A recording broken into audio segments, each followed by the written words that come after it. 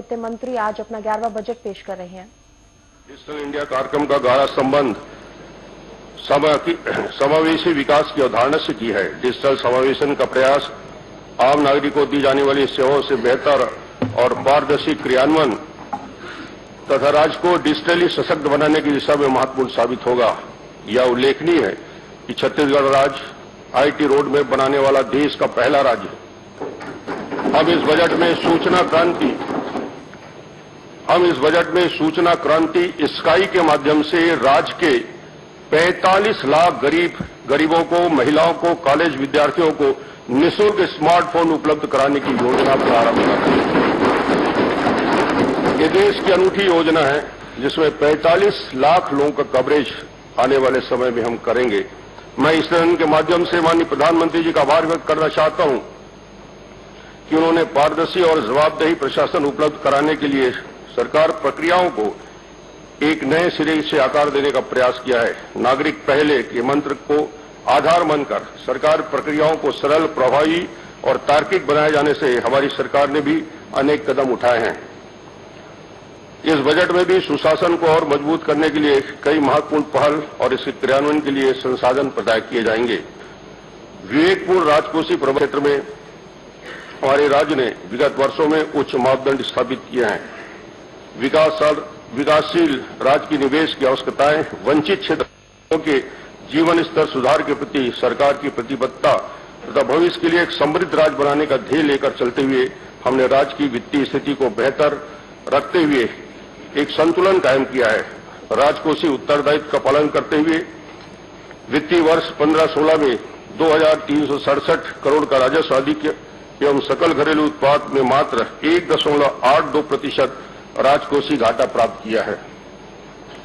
भारतीय reserve bank के सूत्रों की आर्थिक स्थिति के अध्ययन प्रतिवेदन वर्ष 2016 के अनुसार विकासमूलक सामाजिक क्षेत्र पर व्यय में छत्तीसगढ़ देश में प्रथम स्थान पर है। शिक्षा के क्षेत्र में व्यय में भी हमारा राज्य हिंदुस्तान में दूसरे राज्य पर है। अध्यक्ष महोदय, कुछ पंक्तियों के साथ इस बजट की मूल भावना प्रकट करना चाहता हूं शुरुआत में ही कि जमीर जिंदा रख, कबीर जिंदा रख, सुल्तान भी बन जाए तो फकीर दिल में फकीर जिंदा रख। हौसले के तर्कस में कोशिश का वो तीर जिंदा रख, जमीर जिंदा रख, कबीर जिंदा रख। अध्यक्ष महोदय, छत्तीसगढ़ की 2.5 करोड़ जनता का विकास ही मूल मंत्र। और अध्यक्ष महोदय, मैं यहां से शुरुआत करता हूं छत्तीसगढ़ की आर्थिक स्थिति। अध्यक्ष महोदय, मैं राज्य की आर्थिक स्थिति का विवरण पेश करता हूं। विगत दिवस विधानसभा के पटल पर 16-17 का आर्थिक सर्वेक्षण प्रस्तुत किया गया था। स्थिर भाव पर 16-17 के अग्रिम अनुमान अनुसार राज्य की जीएसडीपी विकास दर के 7.1% होना अनुमानित है। वर्ष 16-17 में स्थिर भाव पर कृषि क्षेत्र में 5.8%, औद्योगिक क्षेत्र में 6.11%, सेवा क्षेत्र में 9.90% वृद्धि अनुमानित है। जहां ये उल्लेखनीय है कि 16-17 में देश की कृषि क्षेत्र में 4.4 के विकास दर के प्रतिशत में छत्तीसगढ़ ने 5.87% वृद्धि रखा है।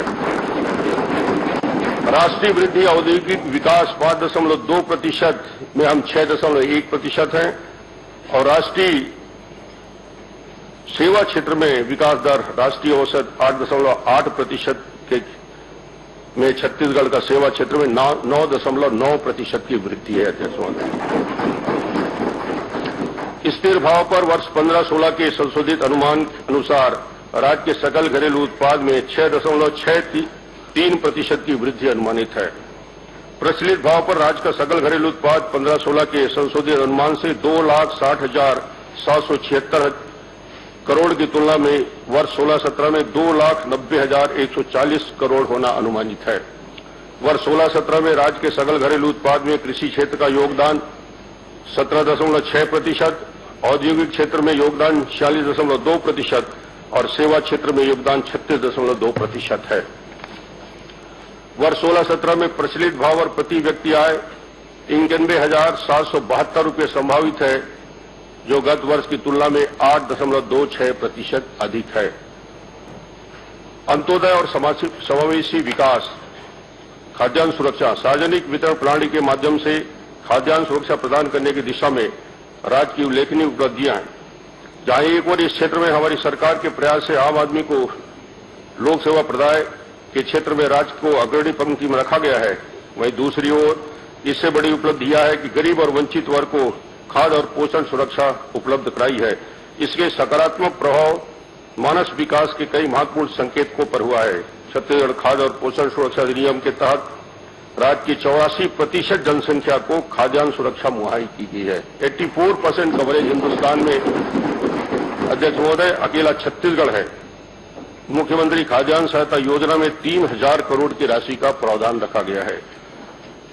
अंत्योदय अन्न योजना के लिए 90 करोड़, नमक वितरण के लिए 76 करोड़ और अनुसूचित क्षेत्र में चना वितरण के लिए 400 करोड़ की राशि का प्रावधान रखा गया है। सामाजिक सुरक्षा योजनाओं के अंतर्गत लगभग 16 लाख वृद्ध, निराश्रित और विधवा परित्यक्ता महिलाओं को पेंशन प्रदान किया जा रहा है। बजट में 709 करोड़ का इसके लिए प्रावधान है। विशेष अवस्थ विद्यार्थियों की उच्च शिक्षा को प्रोत्साहित करने के लिए सिविल सेवा प्रोत्साहित योजना एवं छात्रगृह निर्माण योजना संचालित है। निःशक्त जन छात्रवृत्ति योजना में छात्रवृत्ति की राशि को दुगना करने का निर्णय लिया गया है। इसमें 14,000 बच्चे लाभान्वित होंगे। निरामय बीमा योजना के अंतर्गत बौद्धिक मंदता, ऑटिज्म, सेरेब्रल पॉल्सी और बहुनिशक्तता के दिव्यांग व्यक्तियों का चिकित्सा बीमा कराने हेतु राज्य द्वारा प्रीमियम की राशि दी जाएगी। दिव्यांग विद्यार्थियों के शैक्षणिक उत्थान को दृष्टिकोण रखते हुए राजधानी में रायपुर में दिव्यांग महाविद्यालय की स्थापना करने का निर्णय लिया गया है। गंभीर बीमारी से पीड़ित असमर्थ व्यक्तियों की सेवा के उद्देश्य से रायपुर में देखरेख गृह की भी स्थापना की जाएगी। श्रमिक कल्याण, असंगठित क्षेत्र के 53 प्रकार के कर्मकारों को अधिसूचित किया गया है तथा 8,40,000 कर्मकारों का पंजीयन किया गया है। असंगठित कर्मकारों हेतु छात्रवृत्ति, सेफ्टी किट प्रदाय, सिलाई मशीन, साइकिल, ई रिक्शा वितरण आदि योजनाएं संचालित है। इस योजना में 39 करोड़ 75 लाख का प्रावधान किया गया है।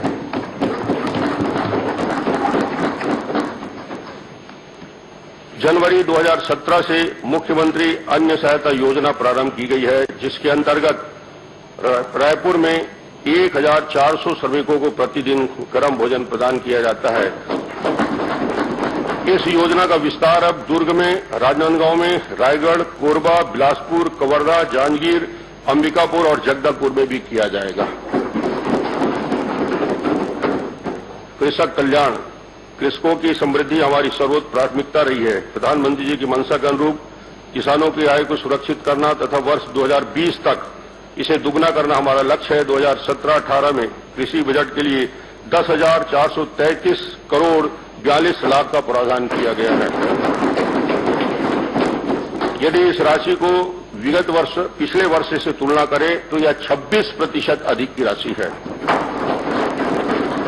इस बजट में कृषि के लिए 2,279 करोड़, पशुपालन के लिए 517 करोड़, मछली पालन के लिए 100 करोड़, सहकारिता के लिए 298 करोड़ का प्रावधान है।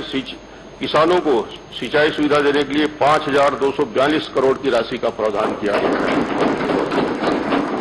4 बार कृषि कर्मण पुरस्कार प्राप्त करने वाले हमारे छत्तीसगढ़ राज्य के खाद्यान्न उत्पादन के क्षेत्र में हमने उल्लेखनीय प्रगति की है। विगत 12 वर्षों में चावल उत्पादन में 39%, गेहूं उत्पादन में 24%, दलहन तिलहन में 13% की वृद्धि हुई है। मैं सदन को अवगत कराना चाहता हूं कि खाद्यान्न खरीफ विपणन 2016-17 में 13,70,000 किसानों से 70 लाख मैट्रिक टन धान का उपार्जन समर्थन मूल्य में किया जा चुका है। सूक्ष्म सिंचाई के माध्यम से उत्पादकता को बढ़ावा देने के लिए नाबार्ड पोषित सूक्ष्म सिंचाई योजना के अंतर्गत 131 करोड़ की राशि का प्रावधान किया गया है। रमतिल, गन्ना, अक्ती बीज और तिवड़ा के विस्तार और गुणवत्ता सुधार के बीजों के उत्पादन और उपयोग को प्रोत्साहित देने के लिए कृषक समग्र विकास योजना के अंतर्गत 81 करोड़ का प्रावधान किया गया है, जो गत वर्षों की तुलना में 31% अधिक है। जैविक खेती मिशन के लिए बजट में 25 करोड़ की राशि का प्रावधान रखा गया है। नारायणपुर में नवीन कृषि महाविद्यालय की स्थापना की जाएगी। उद्यानिकी महाविद्यालय राजनांदगांव में 3 स्नातकोत्तर पाठ्यक्रम प्रारंभ किए जाएंगे। कृषि विज्ञान केंद्र रायपुर को आदर्श कृषि विज्ञान केंद्र के रूप में विकसित किया जाएगा। कृषि विश्वविद्यालय रायपुर परिसर रायपुर के कन्या छात्रावास का विस्तार किया जाएगा। कृषि महाविद्यालय भाटापारा में 100 सीट का बालक छात्रावास का निर्माण किया जाएगा। कृषि श्रमिकों की दक्षता के उन्नयन हेतु 5 करोड़ 20 लाख का प्रावधान किया गया है। इस योजना में 10 कृषि मजदूरों के समूह को 42,000 तक के उपकरण किट निःशुल्क उपलब्ध कराए जाएंगे। सॉइल हेल्थ कार्ड मैनेजमेंट योजना के तहत 22 स्थायी मिट्टी परीक्षण प्रयोगशालाएं और 111 मिनी प्रयोगशालाएं स्थापित की गई हैं। लगभग 26 लाख मृदा स्वास्थ्य कार्ड वितरित किए जा चुके हैं। इस योजना के क्रियान्वयन में 13 करोड़ 81 लाख की राशि का प्रावधान रखा गया है। अल्पकालीन कृषि ऋण पर ब्याज अनुदान के लिए 197 करोड़ 30 लाख का प्रावधान किया गया है। इस लाभकारी योजना से 11 लाख किसान प्रतिवर्ष लाभान्वित हो रहे हैं। पंडरिया शक्कर कारखाना रिकॉर्ड समय में तैयार होकर उत्पादन प्रारंभ कर दिया है। सहकारी शक्कर कारखाने द्वारा किसानों से गन्ना क्रय किए जाने पर 70 करोड़ की राशि का प्रावधान किया गया है। किसानों को 50 रुपया प्रति क्विंटल की दर से 12,000 से अधिक किसानों को गन्ना बोनस हेतु 40 करोड़ की राशि का प्रावधान रखा गया है। बागवानी फसलों के लिए 5,000 हेक्टेयर में ड्रिप सिंचाई पद्धति से सिंचाई सुविधा उपलब्ध कराने के लिए प्रधानमंत्री कृषि सिंचाई योजना के तहत 44 करोड़ 30 लाख का प्रावधान है, जो विगत वर्ष की तुलना में 166% अधिक है। एकीकृत बागवानी विकास मिशन में 164 करोड़ 33 लाख का प्रावधान किया गया है। सूरजपुर और जसपुर जिलों में जलवायु को देखते हुए विपणन विस्तार की योजना है, इसके लिए राशि का प्रावधान है। National mission on oil seed एवं ऑयल पाम योजना के तहत 19 करोड़ 12 लाख की राशि का प्रावधान है। पशुधन स्वास्थ्य एवं प्रजनन की सुविधा उपलब्ध कराने के उद्देश्य से 25 नए पशु औषधालय की स्थापना की जाएगी।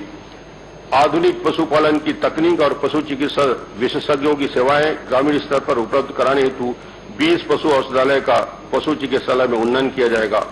दुर्घटनाग्रस्त पशु के परिवहन हेतु पशु रेस्क्यू वाहनों की व्यवस्था सभी संभागों मुख्यालय में की जाएगी।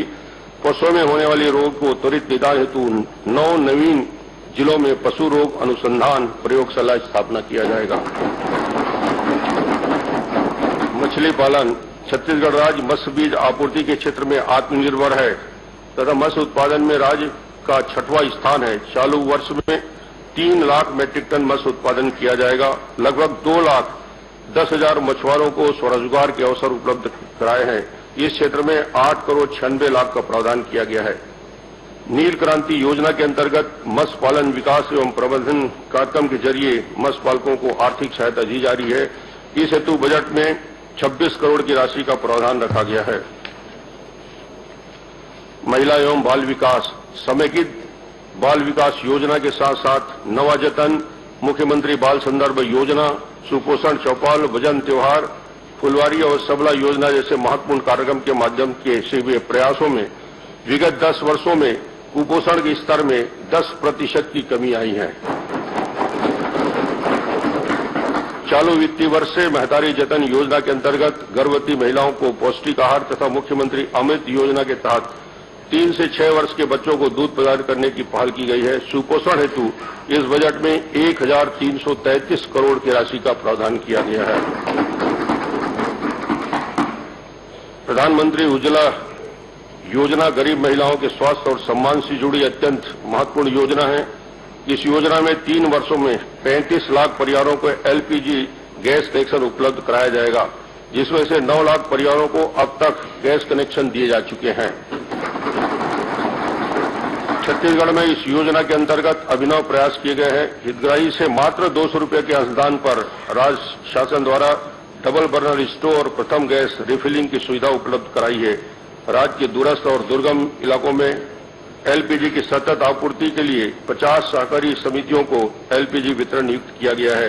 राज्य की इस पहल पर भारत सरकार द्वारा भी सरकारी समितियों को एलपीजी वितरण के कार्य से जोड़ा गया है। जननी सुरक्षा कार्यक्रम के सफल क्रियान्वयन के परिणाम स्वरूप राज्य में कुल प्रसव का प्रतिशत 70% संस्थागत प्रसव होने लगा है, जिसमें 90% तक ले जाने का प्रयास के लिए सरकार संकल्पित है।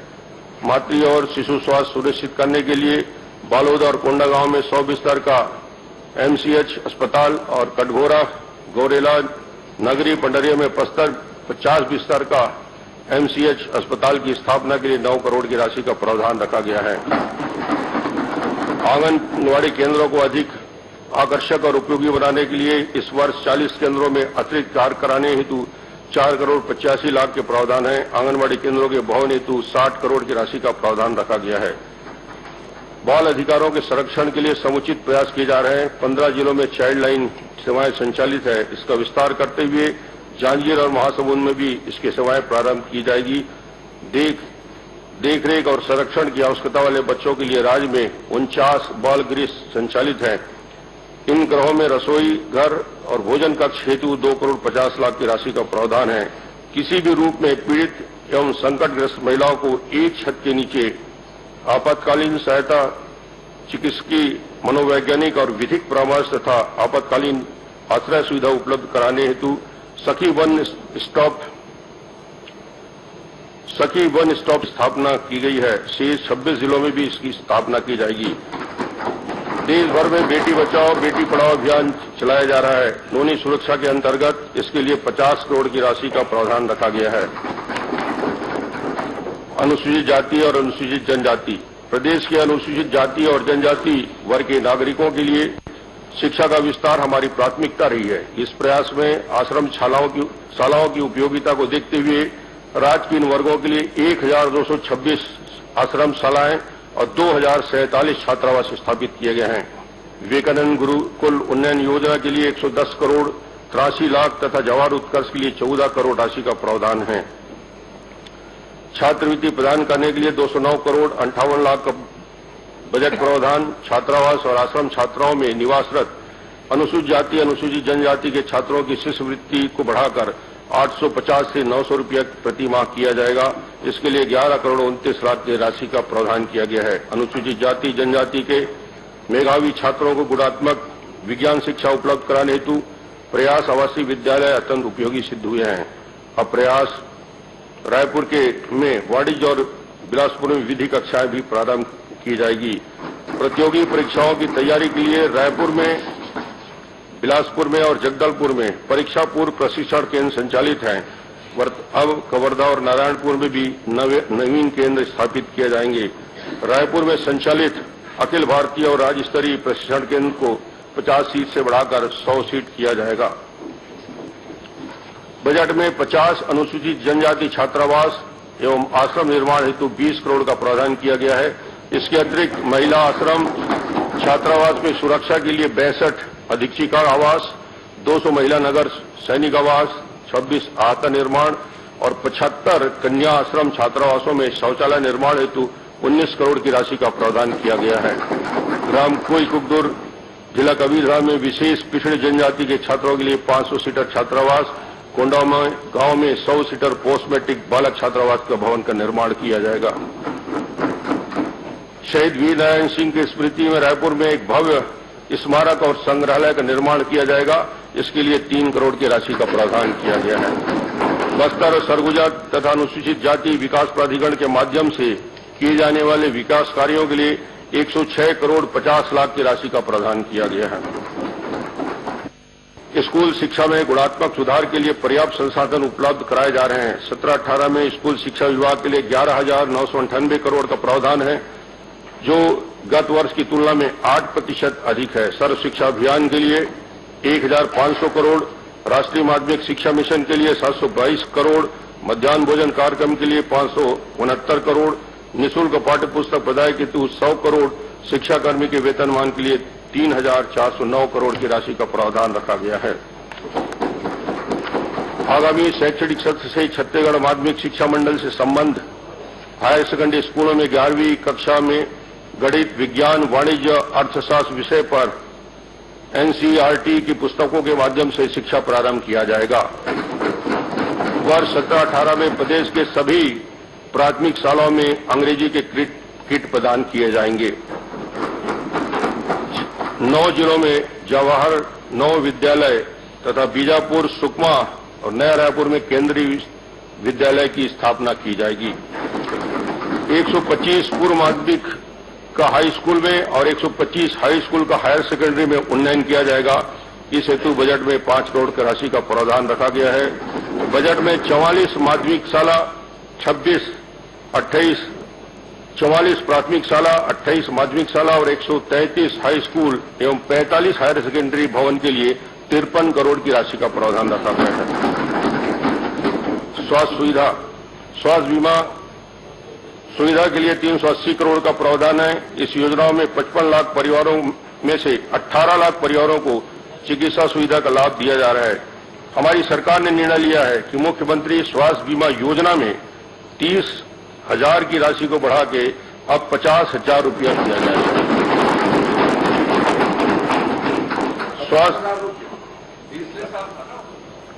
स्वास्थ्य सेवाओं की पहुंच बढ़ाने के अलावा इन सुविधाओं से निजी चिकित्सकों को ग्रामीण इलाके में कार्य करने के लिए प्रोत्साहित किया जाएगा।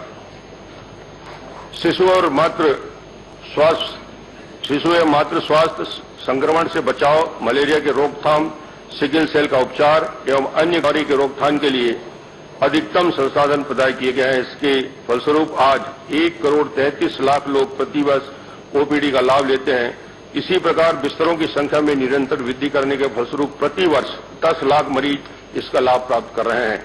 वर्ष 17-18 के बजट में राष्ट्रीय स्वास्थ्य मिशन के लिए 980 करोड़, स्वास्थ्य बीमा योजनाओं के लिए 380 करोड़, इमरजेंसी रिस्पांस सेवा के लिए 42 करोड़ तथा मितानिन कल्याण के लिए 40 करोड़ की राशि का प्रावधान है। पोषण पुनर्वास केंद्र स्वास्थ्य केंद्र की वह इकाई है जहां गंभीर रूप से कुपोषित बच्चों को भर्ती कर चिकित्सकीय और पोषण देखभाल प्रदान किया जाता है। 15 केंद्रों की स्थापना के लिए 4 करोड़ 50 लाख का प्रावधान है। मानसिक रोग से पीड़ित मरीजों की इलाज की सुविधा बढ़ाने के लिए राज्य मानसिक चिकित्सालय सेंद्री बिलासपुर में सेंटर ऑफ एक्सीलेंस की स्थापना की जाएगी। 100 बिस्तरों की वृद्धिकारी से 200 बिस्तरी अस्पताल बनाया जाएगा। इसके लिए 18 करोड़ 16 लाख की राशि का प्रावधान है। दूरस्थ क्षेत्रों में स्वास्थ्य सुविधाएं तो मुख्यमंत्री मेडिकल फेलोशिप कार्यक्रम प्रारंभ किया जाएगा। इसके अंतर्गत राज्य में चिन्हांकित 10 जिलों में विशेषज्ञों को पदस्थ किया जाकर स्वास्थ्य सेवाओं को सुदृढ़ीकरण किया जाएगा। इसके लिए बजट में 1 करोड़ का राशि का प्रावधान किया गया है। जिला अस्पतालों में अग्नि सुरक्षा व्यवस्था स्थापित करने के लिए 1 करोड़ का प्रावधान, नगरीय क्षेत्र में स्वास्थ्य कार्यक्रम के समुचित अनुसरण और निगरानी के लिए 5 शहरी मेडिकल कार्यालय स्थापित किए जाएंगे। 8 जिलों में मरीजों को विभिन्न सुविधाएं जैसे आपात प्रसव सेवा, साफ सफाई, भोजन पकाना आदि के लिए 2 करोड़ अनबद्ध राशि का प्रावधान किया गया है। वर्ष 17-18 में 25 नए उप स्वास्थ्य केंद्र, 10 प्राथमिक स्वास्थ्य केंद्र खोले जाएंगे।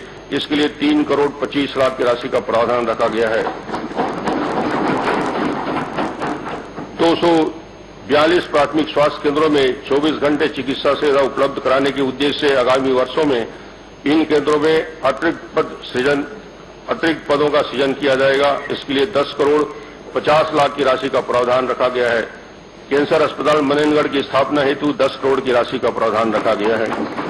बजट में 25 उप स्वास्थ्य केंद्र, 10 प्राथमिक स्वास्थ्य केंद्र, 2 सामुदायिक स्वास्थ्य केंद्र निर्माण के लिए 17 करोड़ 35 लाख का प्रावधान है।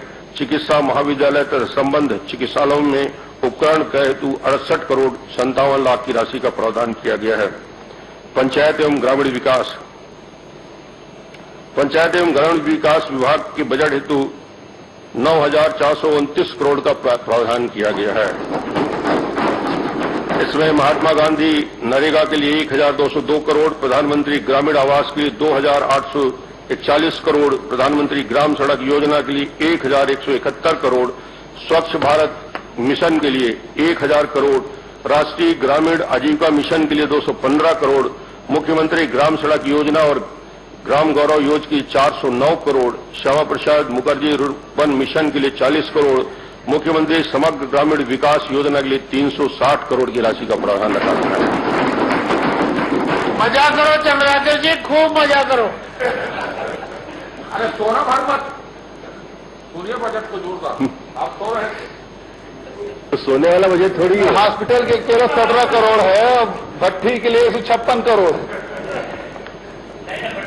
हाँ, नया भट्टी के लिए 156 और 17 करोड़ हॉस्पिटल, नया हॉस्पिटल के लिए 17 करोड़, स्वच्छ भारत मिशन के 56 करोड़। स्वच्छ भारत मिशन के क्रियान्वयन में छत्तीसगढ़ पूरा पढ़ लेने दीजिए, फिर बोलने के लायक नहीं रहोगे। स्वच्छ भारत मिशन के क्रियान्वयन में छत्तीसगढ़ राज्य द्वारा कम समय में उल्लेखनीय उपलब्धि हासिल की है। राज्य के 5 जिलों में 56 विकासखंड और 6,546 ग्राम पंचायतें में खुले से मुक्त घोषित किए जा चुके हैं। शौचालय की उपलब्धता 2014 में 42% से बढ़ के 75% हो गई है। राज्य शासन का प्रयास है 2 अक्टूबर 2018 तक सभी जिले शौच मुक्त बनाए जाएंगे। प्रधानमंत्री आवास योजना के बजट में 2,841 करोड़ का प्रावधान किया गया है। राज्य शासन द्वारा निर्णय लिया गया है कि निर्मित किए जाने वाली आवासों में कम से कम एक पक्के कमरे को प्रोत्साहित किया जाए। क्लस्टर बनाकर आवास मित्र की व्यवस्था की गई है। ग्रामीण आजीविका मिशन के अंतर्गत 6,50,000 परिवार लाभान्वित हुए हैं। अब तक 1,460 महिला ग्राम संगठन तथा 50 क्लस्टर संगठित किए गए हैं। प्रधानमंत्री ग्राम सड़क योजना के अंतर्गत अब तक 32,132 किलोमीटर सड़क स्वीकृत हुए हैं। इसमें से 26,779 किलोमीटर सड़कों का निर्माण का है। 56 वृहद पुलों का निर्माण भी किया जा रहा है। अब तक इस योजना में 8,611 बसाटें जुड़ चुकी हैं। मुख्यमंत्री ग्राम सड़क योजना में अब तक 1,300 करोड़ का व्यय कर 2,885 किलोमीटर लंबाई के 985 सड़कों का निर्माण किया जा चुका है। मुख्यमंत्री ग्राम गौरव योजना में 1,702 किलोमीटर के 5,733 गौरव पथ का निर्माण अभी तक किया जा चुका है।